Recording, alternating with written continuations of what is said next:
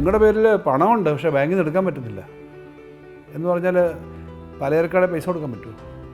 ചായക്കട പൈസ കൊടുക്കാൻ പറ്റുമോ? ഹോട്ടലിൽ പൈസ കൊടുക്കാൻ പറ്റുമോ? സാമൂഹ്യക്ഷേമ പെൻഷനൊക്കെ 1000 രൂപ സ്ത്രീകൾക്ക് കൊടുക്കുകയൊക്കെ ചെയ്യുന്ന പദ്ധതി അനൗൺസ് ചെയ്തതോടുകൂടി DAയും മറ്റു കാര്യങ്ങളെല്ലാം നമ്മൾ വീണ്ടും പ്രഖ്യാപിച്ചല്ലോ. ഇതോടുകൂടി ഇതിനെങ്ങനെ ഒരു തടസ്സം ഉണ്ടാക്കാൻ വേണ്ടിയിട്ടുള്ള ശ്രമം നടക്കുന്നുണ്ട്, രാഷ്ട്രീയമായിട്ടാണ്. പിന്നെ ഞങ്ങളുടെ ഭാഗത്ത് എല്ലാം ശരിയാണെന്നൊന്നും അല്ല ഞങ്ങൾ പറയുന്നത്. ഞങ്ങൾക്ക് തെറ്റ് പറ്റിയിട്ടുണ്ടെന്ന് അവർ കരുതുകയാണെങ്കിൽ അവരുടെ അടുത്ത് ചോദിച്ച് കറക്റ്റ് ചെയ്യും. കാരണം ജനങ്ങൾക്ക് വേണ്ടി പ്രവർത്തിക്കുന്ന, ജനങ്ങളുടെ നിൽക്കുന്ന പാർട്ടിയാണ്.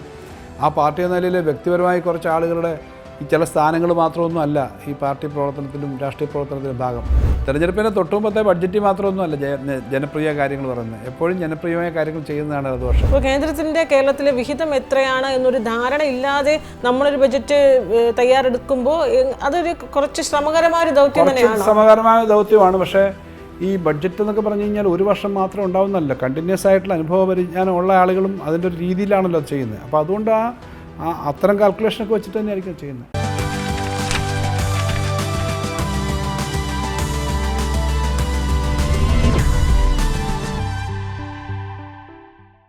നമസ്കാരം, വാക്കുമറുവാക്കിലേക്ക് സ്വാഗതം.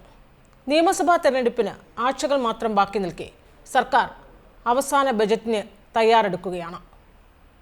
നിലവിൽ കേരളത്തിൻ്റെ സാമ്പത്തിക സ്ഥിതി കടുത്ത പ്രതിസന്ധിയിലൊന്നുമല്ല.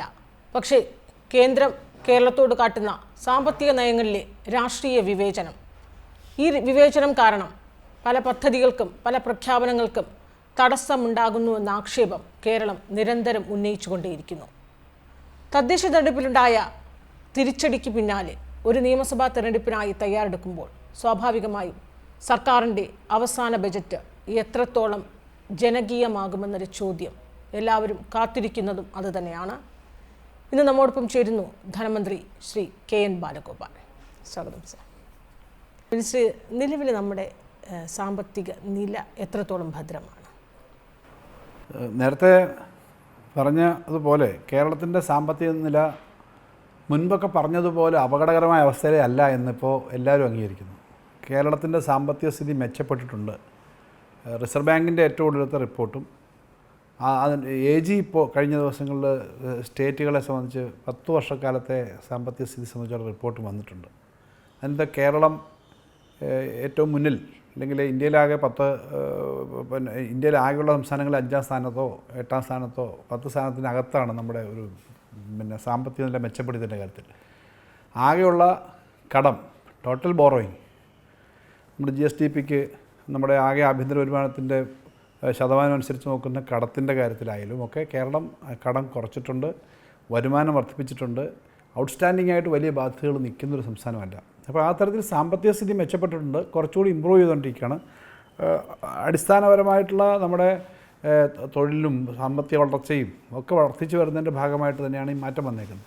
അപ്പോൾ അതുകൊണ്ട് തന്നെ സാമ്പത്തികമായി നമ്മൾ കുറച്ചുകൂടെ കൺസോളിഡേറ്റ് ചെയ്തിരിക്കുന്നു. അതിൻ്റെ ഏറ്റവും നല്ല ഉദാഹരണം പറയുകയാണെങ്കിൽ കേരളം ആകെ റവന്യൂവിനകത്ത് കേരളത്തിൻ്റെ റവന്യൂ വരുമാനം ഒക്കെ നോക്കുമ്പോൾ അതിനകത്ത് നമുക്ക് ആകെയുള്ളതിൻ്റെ 25% താഴെ മാത്രമേ കേന്ദ്രത്തിൽ നിന്ന് നമുക്ക് കിട്ടേണ്ട ടാക്സും മറ്റ് പദ്ധതികളും വഴി ഗ്രാൻറ്റുകളും വഴി കിട്ടുന്നുള്ളൂ.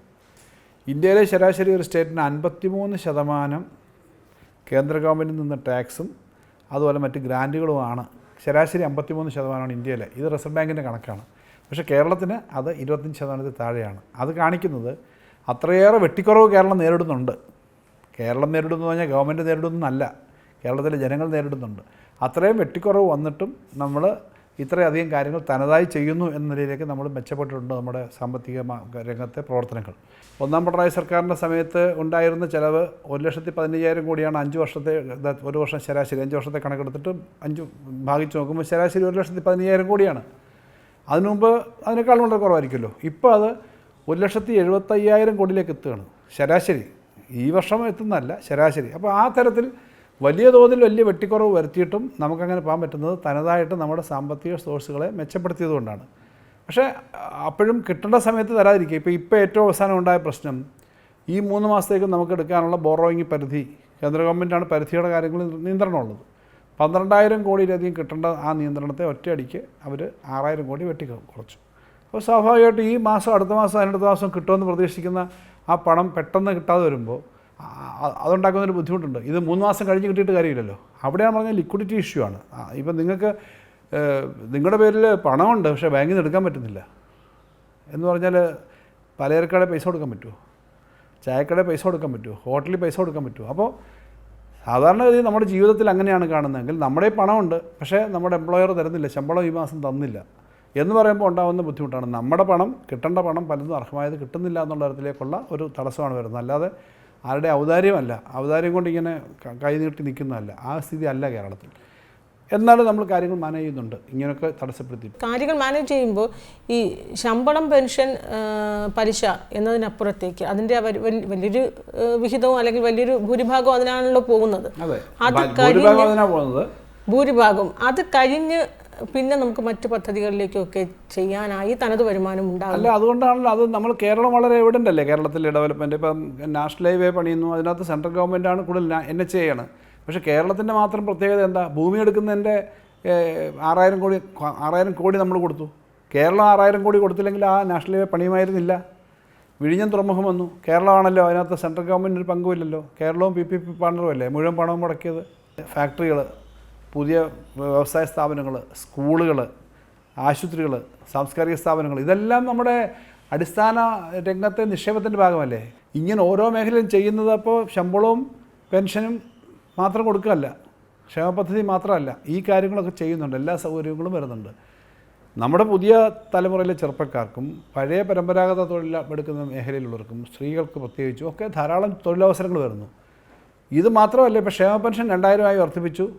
ഈ വീട്ടമ്മമാരുടെ ഒരു സഹായം, അവർക്ക് സ്ത്രീ സുരക്ഷാ പദ്ധതി 1,000 രൂപ വെച്ച് നിശ്ചയിച്ചു. ഇതുകൂടെ കണ്ടപ്പോഴാണ് കേന്ദ്രത്തിന് വലിയ ബുദ്ധിമുട്ട്. കേന്ദ്രത്തിന്, കോൺഗ്രസിന് സ്വാഭാവികമായിട്ട് ബുദ്ധിമുട്ടുണ്ടാവും. ഇത്തരം കാര്യങ്ങളിൽ വേറെ കാര്യം പറഞ്ഞിട്ടാണ് അവർ പറയുക. ഞാൻ പറഞ്ഞത് സ്റ്റേറ്റിൻ്റെ ഇഷ്യൂ ആണ്. ഇടതുപക്ഷ ഗവൺമെൻറ് ആണോ UDF ആണോ എന്നൊന്നും അല്ല പ്രശ്നം. സ്റ്റേറ്റിലെ ജനങ്ങളുടെ കാര്യങ്ങൾ നടത്താൻ വേണ്ടിയിട്ട് കൃത്യമായി ശ്രമിക്കുന്നുണ്ട്, അത് നന്നായി നടക്കുന്നുണ്ട്. അത് ശമ്പളവും പെൻഷനും മാത്രമല്ല, ഇത്തരം കാര്യങ്ങൾ ചെയ്യുന്നു. പക്ഷേ ഇതിൻ്റെ എത്രയോ മടങ്ങ് ചെയ്യേണ്ട കാര്യങ്ങളാണ് നമുക്ക് ചെയ്യാൻ പറ്റാത്തത് എന്നുള്ളതാണ്. ഇത്രയായിട്ട് തന്നെ ഇന്ത്യയിലെ ആളോഹരി വരുമാനത്തിൽ ഏറ്റവും മുന്നിൽ നിൽക്കുന്ന സ്റ്റേറ്റുകളിലൊന്നായി കേരളം മാറിയില്ലേ? റിസർവ് ബാങ്ക് കഴിഞ്ഞ ദിവസം ഒരു കണക്ക് വിട്ടുന്നല്ലോ. ഈ മുഖ്യമന്ത്രി ഒരു 10,000 കോടിയുടെ ഒരു മിനി ബഡ്ജറ്റ് പോലുള്ള പ്രഖ്യാപനങ്ങൾ, അതായത് ക്ഷേമ പദ്ധതികളുടെ പ്രഖ്യാപനമൊക്കെ നടത്തി. അന്നത് മാനേജ് ചെയ്യാൻ പറ്റുമെന്ന് തന്നെയാണ് അന്ന് പറഞ്ഞത്, ആവർത്തിച്ച് പറഞ്ഞത്. അത് ഏതെങ്കിലും രീതിയിൽ എവിടെയെങ്കിലുമൊക്കെ ഒരു വിഘാതമായി മാറുമോ? ഇപ്പോൾ കേന്ദ്രത്തിന് ഈ ഒരു നയം കൂടി വരുമ്പോൾ ആ പ്രഖ്യാപനം വാസ്തവത്തിൽ ഇത്രയും അവർ വെട്ടിക്കുറച്ചിട്ടും കേരളം എങ്ങനെയാണ് നിൽക്കുന്നതെന്ന് അത്ഭുതം കാണും. വലിയ തോതിൽ പണം വെട്ടിക്കുറച്ചെന്ന് പറഞ്ഞാൽ കുറേ കാര്യങ്ങളിൽ കേരളത്തോടുള്ള ദേഷ്യം തോന്നാനുള്ള കാര്യങ്ങളുണ്ട്. ഇപ്പോൾ ഇന്ത്യയിലെ ഒരൊറ്റ സംസ്ഥാനവും കേന്ദ്ര ഗവൺമെൻറ് നടത്തുന്ന നിലപാടുകൾക്കെതിരെ, അല്ലെങ്കിൽ സംസ്ഥാനത്തിന് കിട്ടേണ്ട ഫെഡറൽ അവകാശങ്ങളാണല്ലോ, സംസ്ഥാനത്തിൻ്റെ സാമ്പത്തിക സ്വാതന്ത്ര്യം, കിട്ടേണ്ട ആനുകൂല്യങ്ങൾ, കിട്ടേണ്ട തുക, ടാക്സ് വിഹിതം, ഇതൊക്കെ കുറയ്ക്കുന്നു എന്ന് പറഞ്ഞിട്ട് കേന്ദ്രത്തിൻ്റെ നിലപാടിനെതിരെ സുപ്രീം കോടതിയിൽ പോയ ഒരേ ഒരു സ്റ്റേറ്റ് കേരളമാണ്. ആ കേരളം പറഞ്ഞ കാര്യത്തിൽ ശരിയുണ്ടെന്ന് മനസ്സിലാക്കിയിട്ടാണല്ലോ സുപ്രീം കോടതി ഭരണഘടനാ ബെഞ്ച് രൂപീകരിച്ച് ആ കേസ് കേൾക്കാൻ വെച്ചേക്കുന്നത്. അതിനോടുകൂടി സാധാരണഗതി സെൻട്രൽ ഗവൺമെൻറ് ദേഷ്യം വരും. അപ്പോൾ സെൻട്രൽ ഗവൺമെൻറ്റും BJP ഗവൺമെൻറ്റുമായിട്ട് അതിശക്തമായിട്ട് ഫൈറ്റ് ചെയ്ത് നിൽക്കുന്ന രാഷ്ട്രീയ നയങ്ങളിൽ, ഭരണപരമായ കാര്യങ്ങളിൽ കേന്ദ്ര സംസ്ഥാന ബന്ധങ്ങൾ അങ്ങനെ നിലനിന്നേ പറ്റൂ. പക്ഷേ രാഷ്ട്രീയമായ നിലപാടുകളിലൊക്കെ ശക്തമായ അഭിപ്രായ വ്യത്യാസം ഞങ്ങൾക്കുണ്ടെന്ന് ഞങ്ങൾ പറയാറുണ്ട്. സംസ്ഥാനങ്ങൾ ഇങ്ങനെ ചെയ്യുന്നതിന് കേന്ദ്ര ഗവൺമെൻറ് താല്പര്യമില്ല. അപ്പോൾ അതുകൊണ്ടാണ് പലപ്പോഴും തടസ്സവാദങ്ങൾ ഉന്നയിക്കുന്നത്, ഇങ്ങനെ ചെയ്യുന്നതെന്നുള്ള സമീപനം അവർ സ്വീകരിക്കുന്നത്. പക്ഷേ അതെല്ലാം ചെയ്യുന്നതുകൊണ്ടാണ് കേരളത്തിലെ ആളുകൾക്ക് വിദ്യാഭ്യാസം മെച്ചപ്പെട്ടത്, അവരുടെ സ്വന്തം കാലിൽ നിൽക്കാൻ അവർ മെച്ചപ്പെട്ട് വന്നതൊക്കെ ഈ സാമ്പത്തിക നയങ്ങളും വികസന രംഗത്തെയും ക്ഷേമ പ്രവർത്തനങ്ങളുടെ അടിസ്ഥാനം കൊണ്ടാണ്. വിദ്യാഭ്യാസം മെച്ചപ്പെട്ടില്ലെങ്കിൽ ഇത്രയേറെ ആളുകൾക്ക് ലോകത്തെവിടെയും ജോലിക്കാൻ പറ്റില്ല. അപ്പോൾ അത് ഇടതുപക്ഷത്തിൻ്റെ കാഴ്ചപ്പാടാണ്. അതിന് വിഘാതം ഉണ്ടാക്കാൻ വേണ്ടിയിട്ട് ഇതിന് ഇടപെടാനാണ് ശ്രമിക്കുന്നത്. അങ്ങനെ വിഘാതം വരാതിരിക്കത്തക്ക വിധത്തിലാണ് ഞങ്ങൾ പോകുന്നത്. കേന്ദ്രത്തിനോട് ഇപ്പോഴും ആവശ്യപ്പെട്ടിട്ടുണ്ട്, ചെയ്യുന്നത് ശരിയല്ല എന്ന് മാത്രമല്ല, അതിശക്തമായ പ്രക്ഷോഭവും ചെറുത്തുനിൽപ്പും ഞങ്ങൾ നടത്തുന്നുണ്ട്. കേന്ദ്രം ഇങ്ങനെ സമീപനം എടുത്തു കഴിഞ്ഞാൽ അത് ജനങ്ങളുടെ അടുത്ത് പറയാനുള്ള ഉത്തരവാദിത്വമുണ്ട്. അതിൻ്റെ ഭാഗമായിട്ട് വലിയ പ്രക്ഷോഭ പരിപാടികളും നമ്മൾ നടത്തുന്നുണ്ട്.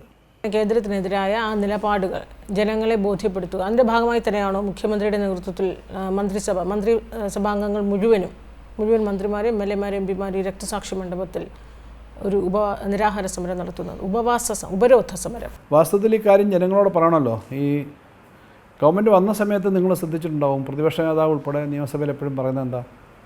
ഖജനാവി പൂച്ച പറ്റി കിടക്കുകയാണ്. നിങ്ങളൊക്കെ നേരിട്ട് ഗാലറിയിൽ നിന്ന് റിപ്പോർട്ട് ചെയ്തിട്ടുള്ളവരാണല്ലോ, ഒരു പൈസ ഇല്ല. ആ സമയത്ത് പ്രതിപക്ഷ നേതാവ് പറഞ്ഞ കറക്റ്റാണ്, വല്ലാത്തൊരു പ്രതിസന്ധിയിലെത്തും എന്നുള്ള കണക്കൂട്ടൽ ശരിയായിരുന്നു. പക്ഷേ ആ പ്രതിസന്ധിയിലെത്തി നിന്നു പോകുന്ന പ്രതീക്ഷിച്ചിടത്ത് നമ്മൾ നന്നായി എല്ലാ കാര്യങ്ങളിലും കേന്ദ്രത്തിൻ്റെ ഒരു വലിയ പിടുത്തം ഉണ്ടായിട്ടും നമ്മൾ നന്നായി മുന്നോട്ട് വന്നു. അപ്പോൾ അതുകൊണ്ടാണ് ഞാൻ പറയുന്നത്, ഞാൻ ഗ്രാജുവലി ഞാൻ കഴിഞ്ഞ ബഡ്ജറ്റ് ഞാൻ പറഞ്ഞു ടേക്ക് ഓഫിൻ്റെ ഒരു ഘട്ടത്തിലേക്ക് നമ്മൾ പോവുകയാണ്. ഇപ്പം കുറച്ചുകൂടി മെച്ചപ്പെട്ടു. ഞാൻ പറയുന്നത് കേരളം ഇതിനേക്കാളും വളരെ മെച്ചപ്പെട്ട സ്ഥിതിയിലേക്ക് പോകും. അങ്ങനെ ഇമ്പ്രൂവ് ചെയ്ത് വരുമ്പോൾ നമുക്ക് തരാനുള്ള പണം ഞാൻ നേരത്തെ പറഞ്ഞു അതിനെയും കുറഞ്ഞാൽ നമ്മുടെ ലിക്വിഡിറ്റി ബാധിക്കും. നമ്മുടെ നിങ്ങൾക്കും ബാക്കിയുള്ളവർക്കും കിട്ടാനുള്ള പണത്തിനെയാണ്, നമുക്കെല്ലാം പൊതുവിൽ സ്റ്റേറ്റിന് കിട്ടാനുള്ള പണത്തെ ബാധിക്കുന്നത്. അത് നമ്മളെ ശ്വാസം മുട്ടിക്കാനാണ്. പ്രത്യേകിച്ച് ഈ ലേറ്റസ്റ്റായിട്ട് നമ്മൾ 2000 രൂപ പെൻഷനാക്കുകയും സാമൂഹ്യക്ഷേമ പെൻഷനാക്കുകയും 1000 രൂപ സ്ത്രീകൾക്ക് കൊടുക്കുകയൊക്കെ ചെയ്യുന്ന പദ്ധതി അനൗൺസ് ചെയ്തതോടുകൂടി DAയും മറ്റു കാര്യങ്ങളെല്ലാം നമ്മൾ വീണ്ടും പ്രഖ്യാപിച്ചല്ലോ. ഇതോടുകൂടി ഇതിനെങ്ങനെ ഒരു തടസ്സം ഉണ്ടാക്കാൻ വേണ്ടിയിട്ടുള്ള ശ്രമം നടക്കുന്നുണ്ട് രാഷ്ട്രീയമായിട്ടാണ്. ഇപ്പോൾ കേരളത്തിൽ 13-ാം തീയതി തെരഞ്ഞെടുപ്പ് റിസൾട്ടാണ് വന്നു. അതിനടുത്ത ദിവസങ്ങളിൽ തന്നെയാണ് സെൻട്രൽ ഗവൺമെൻറ് ഇത് കട്ട് ചെയ്യാനുള്ള തീരുമാനം വന്നത്. അപ്പോൾ അത് ജനങ്ങളുടെ അടുത്ത് പറയേണ്ടതുണ്ട്. കേന്ദ്രത്തിനോട് ഒരു തരത്തിലും രാഷ്ട്രീയമായി കോംപ്രമൈസ് ചെയ്യുന്ന ഒരു സ്റ്റേറ്റ് അല്ല കേരളം. സുപ്രീം കോടതി ഞങ്ങളുടെ കേസ് കേട്ട് കോൺസ്റ്റിറ്റ്യൂഷൻ ബെഞ്ച് അത് കേട്ട് കഴിഞ്ഞാൽ ഞങ്ങൾക്ക് വലിയ ഗുണമുണ്ടാവുമെന്ന് ഞങ്ങൾ പ്രതീക്ഷിക്കുന്നു. ആ കോൺസ്റ്റിറ്റ്യൂഷൻ ബെഞ്ചിൻ്റെ ഉൾപ്പെടെ ഫൈറ്റ് ചെയ്തുകൊണ്ടിരിക്കുന്ന ഒരു കേസാണ് സ്റ്റേറ്റാണ്. ആ നിലപാട് തുടരുന്നതിനിടയ്ക്ക് തന്നെ വീണ്ടും ഞങ്ങളുടെ പണം കട്ട് ചെയ്യുന്നു എന്നുള്ളത് ജനങ്ങളോട് പറയണ്ടേ. അതിൻ്റെ ഭാഗമായിട്ടാണ് ആ സമരം. സർക്കാരിൻ്റെ അവസാനത്തെ ബജറ്റിനായി തയ്യാറെടുക്കുകയാണ്. കേന്ദ്ര സർക്കാർ 26-27 ബജറ്റ് ഇതുവരെ പ്രഖ്യാപിക്കുകയോ തയ്യാറാക്കിയിട്ടോ ഇല്ല. 16 ധനകാര്യ കമ്മീഷൻ ശുപാർശ പാർലമെൻറ്റിൽ വെച്ചിട്ടില്ല. അത്തരം ചർച്ചകളൊന്നും തന്നെ നടന്നിട്ടില്ല. അതുകൊണ്ട് തന്നെ കേരളത്തിൻ്റെ വിഹിതം എത്രയാണ് എന്ന് അറിയില്ല. ഇതൊന്നും അറിയാതെ, ഗ്രാൻറ്റ് വിഹിതം ഒന്നും അറിയാതെ എങ്ങനെയാണ് 26-27 ബജറ്റ് നമുക്ക് അത് ഏതെങ്കിലും വെല്ലുവിളി ഉള്ളതാണോ? സാങ്കേതികമായ ഒരു പ്രശ്നമുണ്ട് അതിൽ. പക്ഷേ ആ സാങ്കേതികമായ പ്രശ്നമുണ്ടെന്ന് പറയുമ്പോൾ തന്നെ നമ്മുടെ ഒരു പ്രധാനപ്പെട്ട കാര്യം, നമ്മൾ ഈ കാര്യം ചെയ്യുമ്പോഴേ ബഡ്ജറ്റ് അവതരിപ്പിച്ചല്ലേ പറ്റൂ. അടുത്ത വർഷത്തേക്കുള്ള കാര്യങ്ങളെപ്പറ്റി പറഞ്ഞല്ലേ പറ്റൂ. തെരഞ്ഞെടുപ്പിൻ്റെ നടപടിക്രമം തുടങ്ങുന്നതിന് മുമ്പ് നമുക്ക് അതിൻ്റെ നടപടിക്രമം പൂർത്തീകരിച്ചേ പറ്റൂ. കാരണം ഏപ്രിൽ മാസത്തിൽ കഴിഞ്ഞ വർഷം ഏപ്രിൽ 6-ാം തീയതി ആയിരുന്നു തെരഞ്ഞെടുപ്പ്. എന്ന് പറഞ്ഞാൽ പുതിയ സാമ്പത്തിക വർഷം ഏപ്രിൽ 1 തുടങ്ങും, 6-ാം തീയതി ആയിരുന്നു. അപ്പം ഇങ്ങനെ വരുന്ന സമയത്ത് നമ്മൾ ചെയ്യേണ്ടതാണ്. ധനകാര്യ കമ്മീഷൻ്റെ റിപ്പോർട്ടൊക്കെ സാധാരണ ഇത് ജനുവരി വെക്കേണ്ടതായിരുന്നു. എന്താ വെക്കാത്തതെന്നറിയില്ല. ഇനി ഫെബ്രുവരിയിലായിരിക്കും, അറിയില്ല.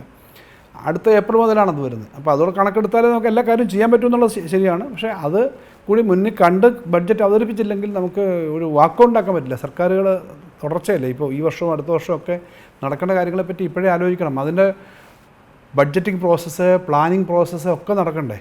അത് നടന്നുകൊണ്ടിരിക്കുകയാണ്. അത് ഒരു നടപടിക്രമം തന്നെയാണ്, ചെയ്യേണ്ട ഉത്തരവാദിത്വമാണ് നിലവിലുള്ള സർക്കാരിൻ്റെ. അപ്പോൾ കേരളത്തിലെ വിഹിതം എത്രയാണ് എന്നൊരു ധാരണ ഇല്ലാതെ നമ്മളൊരു ബജറ്റ് തയ്യാറെടുക്കുമ്പോൾ അതൊരു കുറച്ച് ശ്രമകരമായ ദൗത്യം തന്നെയാണ്. ശ്രമകരമായ ദൗത്യമാണ്. പക്ഷേ ഈ ബഡ്ജറ്റ് എന്നൊക്കെ പറഞ്ഞു കഴിഞ്ഞാൽ ഒരു വർഷം മാത്രം ഉണ്ടാവുന്നതല്ല. കണ്ടിന്യൂസ് ആയിട്ടുള്ള അനുഭവ പരിജ്ഞാനം ഉള്ള ആളുകളും അതിൻ്റെ ഒരു രീതിയിലാണല്ലോ അത് ചെയ്യുന്നത്. അപ്പോൾ അതുകൊണ്ട് അത്തരം കാൽക്കുലേഷനൊക്കെ വെച്ചിട്ട് തന്നെയായിരിക്കും ചെയ്യുന്നത്. സമ്പൂർണ്ണ ബജറ്റ് ആയിരിക്കുമോ ഓട്ടോ അക്കൗണ്ട് ആയിരിക്കുമോ? ബജറ്റ് എന്ന് പറഞ്ഞാൽ പിന്നെ പാസ്സാക്കുന്നതാണല്ലോ ഈ ഓട്ടോ അക്കൗണ്ടൊക്കെ വരിക. എന്തായാലും ബജറ്റ് അവതരിപ്പിച്ചിട്ട് പിന്നീടുള്ള സമയം നോക്കിയിട്ടാണല്ലോ തെരഞ്ഞെടുപ്പിൻ്റെ ഡേറ്റ് മറ്റു കാര്യങ്ങളൊക്കെ വരും. അതനുസരിച്ചിട്ടായിരിക്കും വരുന്നത്. എന്തായാലും ബഡ്ജറ്റ് പ്രധാനപ്പെട്ട കാര്യങ്ങൾ പലതും ഇപ്പം ഈ അടുത്തൊരു വർഷത്തേക്ക് ഗവൺമെൻറ് എക്സ്പെക്ട് ചെയ്യുന്ന കാര്യങ്ങളൊക്കെ ഉണ്ടാവേണ്ടതാണല്ലോ. അതനുസരിച്ചിട്ടുള്ള ബഡ്ജറ്റായിരിക്കുമല്ലോ വരേണ്ടത്. കുറേ ബാധ്യതകൾ ഇപ്പോഴും നമുക്കുണ്ട്. അതായത് ഈ ജീവനക്കാരുടെയും പെൻഷൻകാരുടെയൊക്കെ ആയാൽ പോലും അവരുടെ കരാറുകാരുടെ കുടിശ്ശിക കുറേയുണ്ട്. ഈ ജീവനക്കാരുടെ കരാറുകാരുടെ കുടിശ്ശിക ഇല്ല. ഒന്നാമത് ഞാൻ തിരുത്താം. കരാറുകാർക്ക് ഇപ്പം ബിൽ ഡിസ്കൗണ്ടിങ് സ്കീം എന്ന് പറഞ്ഞൊരു സ്കീമാണുള്ളത്. അപ്പോൾ ഇല്ല, വേറെ ഒന്നുമില്ല. ബിൽ ഡിസ്കൗണ്ടിങ് എങ്ങനെയാണെന്ന് വെച്ച് കഴിഞ്ഞാൽ 6 മാസത്തേക്ക് നിങ്ങളുടെ ബിൽ ഡിസ്കൗണ്ട് എത്ര കോടി രൂപയുടെ ആണെങ്കിലും ഗവൺമെൻറ് കൊടുക്കുന്നു. അത് ചെറിയൊരു പലിശയുണ്ട് ബിൽ ഡിസ്കൗണ്ടിങ്. അത് അക്സെപ്റ്റഡ് ആയിട്ടുള്ള പ്രിൻസിപ്പിളാണ്. അതനുസരിച്ച് അപ്പോഴേ പണം കിട്ടുന്നു. അപ്പോൾ ആ കുടിശ്ശികയില്ല. കരാറുകാരോട് ചോദിച്ചു നോക്കിക്കോളൂ ഇൻഡിവിജ്വലി. SC/ST സ്കോളർഷിപ്പ്, മറ്റ് സ്കോളർഷിപ്പ് ഒരു പൈസ ഡ്യൂസ് ഇല്ല. എപ്പോഴും ഒരു ഗവൺമെൻറ് എന്ന് പറഞ്ഞു കഴിഞ്ഞാൽ പേയ്മെൻറ്റ് എപ്പോഴും കുറേ ബില്ലുകൾ ഇങ്ങനെ റേസ് ചെയ്ത് വന്നുകൊണ്ടിരിക്കും. ഗവൺമെൻറ്റിൽ അങ്ങനെയാണ്, പിന്നെ കൊടുത്തുകൊണ്ടിരിക്കും. പക്ഷെ മേജറായ ഒരു കാര്യവും ഇല്ല. ജീവനക്കാരുടെ ക്ഷാമബത്ത ഞാൻ എപ്പോഴും പറഞ്ഞിട്ടുള്ളതാണല്ലോ. ക്ഷാമബത്തയുടെ കുറച്ച് കുടിശ്ശികയാണ് ആകെ ഉള്ളത്. അതില്ലെന്നല്ല ഞാൻ പറഞ്ഞത്. സർക്കാർ ജീവനക്കാരുടെ DAയുടെ കുടിശ്ശിക കുറച്ചുണ്ട്. ആ ഒരു കുടിശ്ശിക മാത്രമേ സർക്കാരിന് ഇപ്പോൾ ഒരു ഔട്ട്സ്റ്റാൻഡിങ് കുടിശ്ശികയായിട്ട് നിൽക്കുള്ളൂ. വലിയൊരു ബാധ്യത എന്ന് പറയുന്നത് അത് മാത്രമേ ഉള്ളൂ. അത് ഈ പറഞ്ഞ ഞങ്ങൾക്ക് കഴിഞ്ഞ ധനകാര്യ കമ്മീഷൻ്റെ റിപ്പോർട്ട് അത്രയും നെഗറ്റീവ് ആയില്ലായിരുന്നെങ്കിൽ, അതായത് നേരത്തെ കിട്ടിക്കൊണ്ടിരുന്നത് 3.8% ആയിരുന്നു എന്നുള്ളത് ഇപ്പോൾ 1.9 ആയല്ലോ. തൊട്ട് മുമ്പിൽ അത് 2.5 ആയിരുന്നു. തൊട്ട് മുമ്പത്തെ 5 വർഷക്കാലം കിട്ടിയതിനേക്കാളും ശരാശരി 10,000 കോടി രൂപ ഒരു വർഷം കുറവാണ്. അപ്പോൾ 5 വർഷം 10,000 കോടി വെച്ച് കണക്ക് കൂട്ടി 50,000 കോടിയില്ലേ. ഈ കുറവൊക്കെ വന്നതിൻ്റെ തുകയല്ലാതെ ഒരു കുടിശ്ശികയും വന്നിട്ടില്ല. അല്ലാതെ വലിയ ബാധ്യതയില്ല. സർക്കാരിനെ സംബന്ധിച്ച് കുറച്ചുകൂടി മെച്ചപ്പെട്ട അവസ്ഥയിലേക്ക് തന്നെയായിരിക്കും പോകുന്നതെന്ന് ഞാൻ കരുതുന്നത്. പിന്നെ നമുക്ക് ശരാശരി നമ്മുടെ ഇരട്ടി വലുപ്പമുള്ള സംസ്ഥാനങ്ങളിലെ സർക്കാർ ജീവനക്കാരെക്കാളും പകുതിയെ നമുക്കുള്ളൂ എന്നുള്ള കാര്യം മനസ്സിലാക്കണം. ഇരട്ടി നമുക്കുണ്ടെന്നുള്ള കാര്യം മനസ്സിലാക്കണം. നമ്മുടെ പകുതി അവർക്കുള്ളൂ. അത്തരം ഉത്തരവാദിത്തങ്ങളൊക്കെ നമ്മൾ ഏറ്റെടുക്കുന്നുണ്ട്. ആ ഉത്തരവാദിത്തം ഏറ്റെടുത്ത് തന്നെയാണ് നമ്മൾ മുന്നോട്ട് പോകുന്നത്. ഇതിനിടെ പലപ്പോഴും ഒരു ബജറ്റ് അവതരിപ്പിക്കാൻ വേണ്ടി പോകുമ്പോൾ സ്വാഭാവികമായും എല്ലാ കോണുകളിൽ നിന്നും ഉയരുന്ന ഒരു ചോദ്യമാണ്. അതായത് പലപ്പോഴും ഈ ബജറ്റുകൾ നിരന്തരം പ്രഖ്യാപിക്കുന്ന പല പദ്ധതികളും ഒന്നും തന്നെ നടപ്പാക്കുന്നില്ല. കുറേ പദ്ധതികളുണ്ട്. അതിപ്പോൾ ഈ തിരുവനന്തപുരം റിംഗ് റോഡ് പദ്ധതി, പിന്നെ അതോടൊപ്പം ശബരിമല റെയിൽപാത, ഇപ്പോൾ ഒപ്പം തന്നെ കൊച്ചി ബാംഗ്ലൂർ ഇടനാഴി, അങ്ങനെ കുറേ പദ്ധതികൾ എല്ലാ ബജറ്റിലും പ്രഖ്യാപിക്കുന്നുണ്ട്. പക്ഷെ അതൊക്കെ ഈ സാമ്പത്തികമായ പല കാരണങ്ങളാൽ നടക്കാതെ. അതെന്തറിയോ, ഇപ്പോൾ കൊച്ചി ബാംഗ്ലൂർ ഇടനാഴി തന്നെ ഉദാഹരണമാണ്. എനിക്ക് തോന്നുന്നൊരു 1500 കോടിയിലധികം 2000 കോടിയോളം രൂപ മുടക്കി സ്ഥലം എടുത്തു കഴിഞ്ഞു. 10,000-2000 ഏക്കർ എടുത്തു. ഞാൻ ഏക്കർ പറയുന്നതിനകത്ത് ചിലപ്പം ലേറ്റസ്റ്റ് അപ്ഡേറ്റഡ് വരണം. അത്രയും സ്ഥലം എടുത്തു കഴിഞ്ഞു. എറണാകുളം മുതൽ അങ്ങോട്ട് പാലക്കാട് ഒക്കെ സ്ഥലം എടുത്തു കഴിഞ്ഞു. ഒരു ഇടനാഴി എന്ന് പറഞ്ഞു കഴിഞ്ഞാൽ അതിൻ്റെ പ്രോസസ്സ് ഉണ്ടല്ലോ. ഇപ്പോൾ ഗിഫ്റ്റ് സിറ്റി എന്ന് പറയുന്നൊരു കൺസെപ്റ്റായിരുന്നു നേരത്തെ. അത് അഹമ്മദാബാദ് ഗിഫ്റ്റ് സിറ്റി പോലെ സിറ്റി. ഇപ്പോൾ അതിൽ നിന്ന് കുറച്ച് മാറിയിരിക്കുക സെൻട്രൽ ഗവൺമെൻറ് ഒരു ഭാഗത്ത്. പക്ഷേ ആ സ്ഥലം എടുത്തു കഴിഞ്ഞു.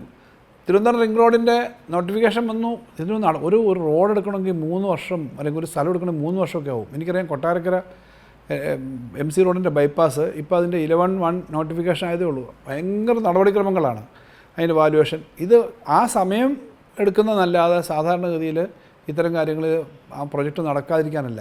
തിരുവനന്തപുരം മെട്രോ റെയിൽ നടപ്പിലാക്കുമെന്ന് കഴിഞ്ഞ പ്രാവശ്യം പറഞ്ഞാണ്. നേരത്തെ ആലോചിച്ചാണ്. Metro റെയിലിൻ്റെ steps എടുത്തുകൊണ്ടിരിക്കുകയാണ്.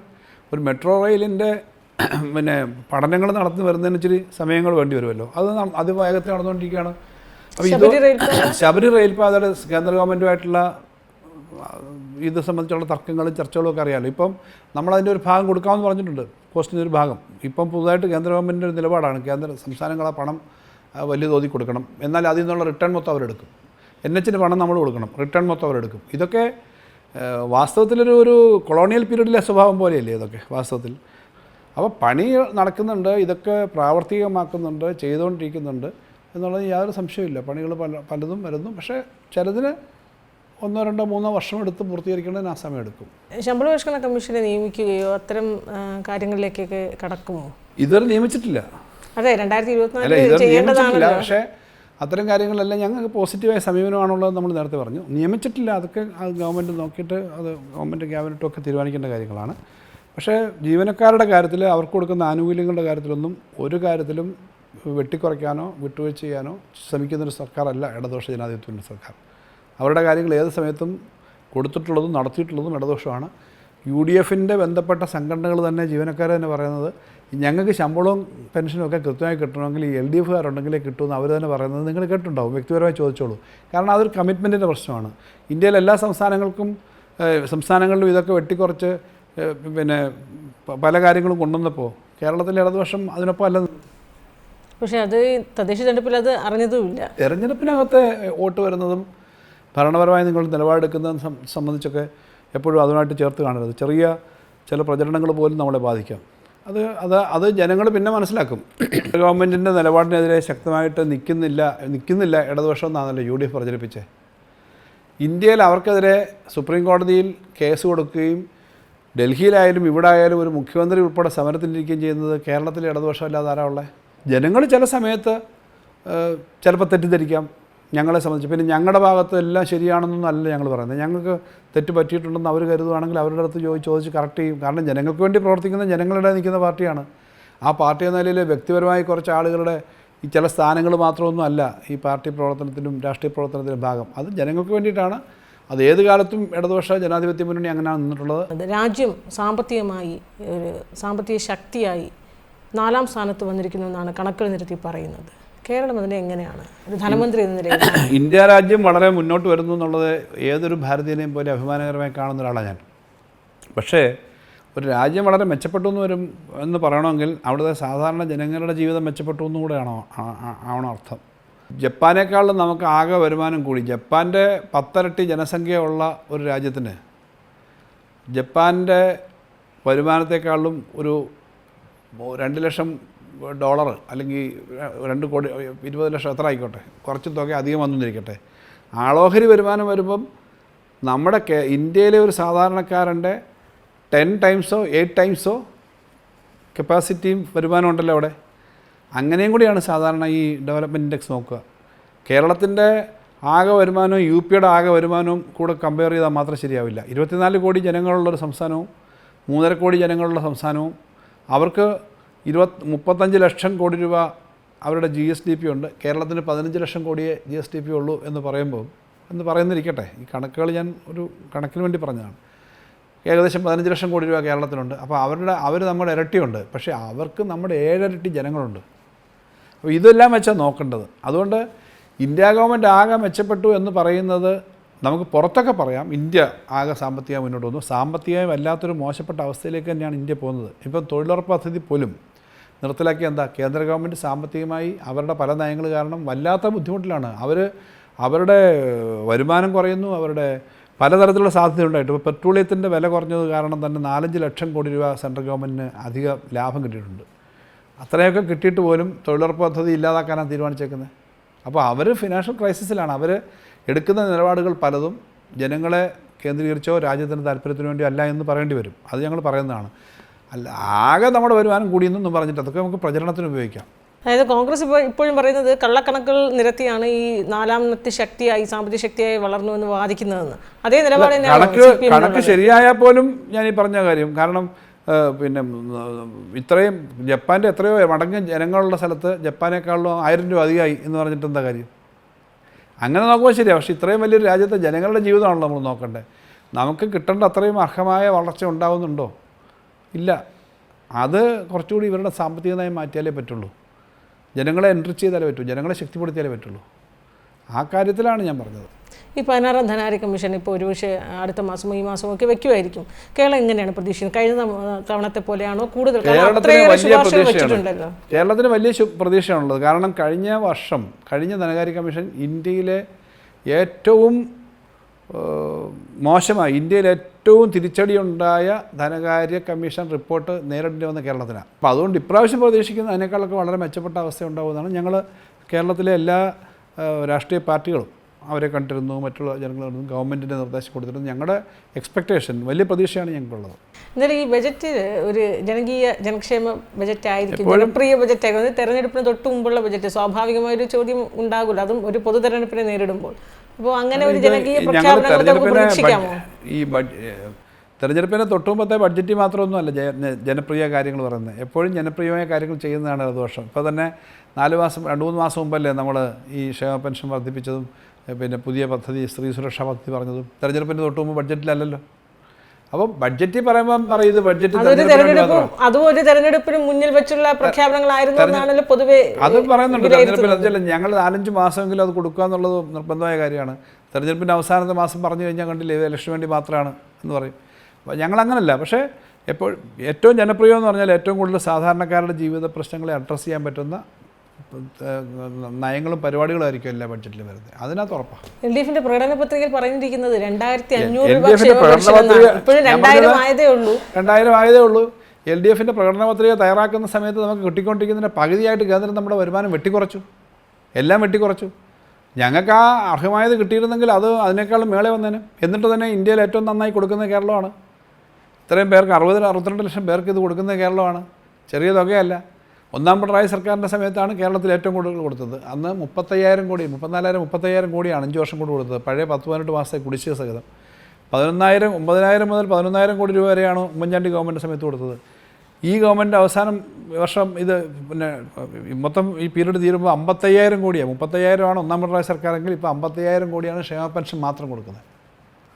അപ്പോൾ ഒന്നും കുറച്ചിട്ടല്ല, എപ്പോഴും കൂടുതൽ തന്നെയാണ് കൊടുക്കുന്നത്. ഇനിയും ജനങ്ങൾക്ക് കൂടുതൽ കാര്യങ്ങൾ ചെയ്യണമെന്നാണ് ഇടതുപക്ഷം ആഗ്രഹിക്കുന്നത്. വാക്കുമായി സഹകരിച്ചതിന് നന്ദി. Thank you.